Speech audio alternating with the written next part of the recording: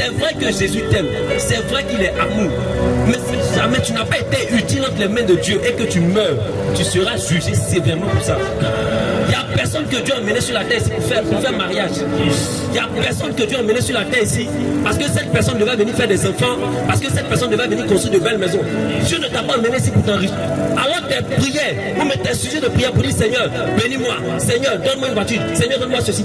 Il n'en a rien à foutre tant que tu ne lui apportes rien. S'il y a une seule chose qui peut produire de la joie dans le cœur de Dieu, c'est pas ta réussite. Je n'ai jamais vu dans la Bible, on a dit que quelqu'un a réussi et puis le ciel était content. Je n'ai jamais vu. Celui qui trouve ça, il n'a qu'à me montrer. Je n'ai jamais vu ça dans les Écritures.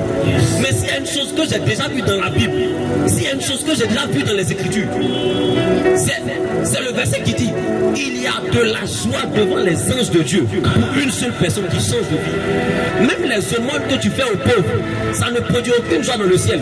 On trouve que tu fais du bien, mais ils ne sont pas contents. Ils ne sont pas pour autant joyeux. Écoute, la joie qu'un père peut avoir de voir son enfant amener un diplôme à la maison, par exemple, amener le bac à la maison, est différent de la joie de voir son enfant manger du riz à la maison. Parce que le riz que tu manges là, c'est lui qui a produit. Les richesses que tu donnes aux autres là, c'est lui qui les a produits. Donc tu ne fais rien d'extraordinaire. Ce que tu fais là, les gens font. Les gens le font. Je vais te dire quelque chose. Si tu ne gagnes aucune âme, tu n'es pas utile entre les mains de Dieu. Si tu ne sauves pas des vies, tu n'es pas utile entre les mains de Dieu. Mais combien de personnes tu as ramené à Jésus et te voilà, tu vis ta vie comme tu veux. Tantôt tu es dans ta belle voiture, tu penses que tu es arrivé. Et d'autres même sont convertis, mais ils trouvent qu'ils sont trop riches, ils trouvent qu'ils ont assez d'argent. Si tu n'es pas humble, tu vas aller trouver Dieu là-bas. Et tu vas lui rendre compte. Toi qui pensais que tu étais trop arrivé, donc ton niveau ne te permettait pas d'aller évangéliser les gens, tu vas aller t'expliquer devant Dieu. Il y a des gens qui peuvent t'écouter puis vont changer de vie. Il y a des gens qui peuvent t'écouter puis vont changer de vie. Mais ils ne changent pas de vie à cause de toi. Est-ce que tu sais que les gens qui te respectent, les gens qui t'aiment bien, peuvent vraiment suivre Jésus si toi tu leur montres le chemin à suivre? Et toi tu penses que tu es trop arrivé. Tu penses que tu es trop arrivé. Est-ce que tu sais que ce que tu as, tu peux perdre ça aujourd'hui?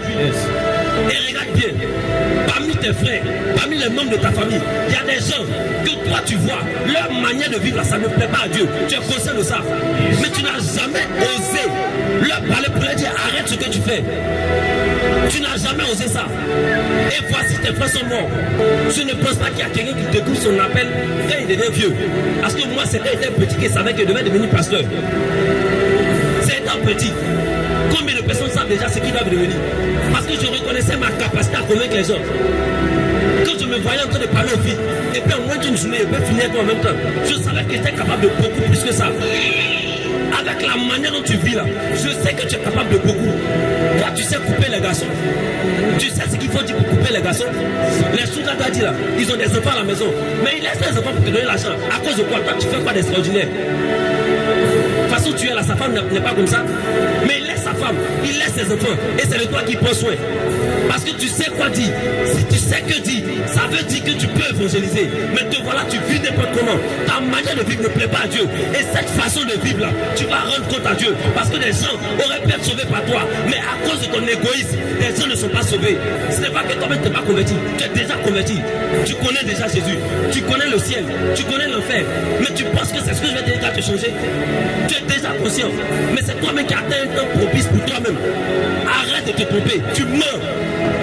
Arrête de te tromper. C'est le diable qui te distrait.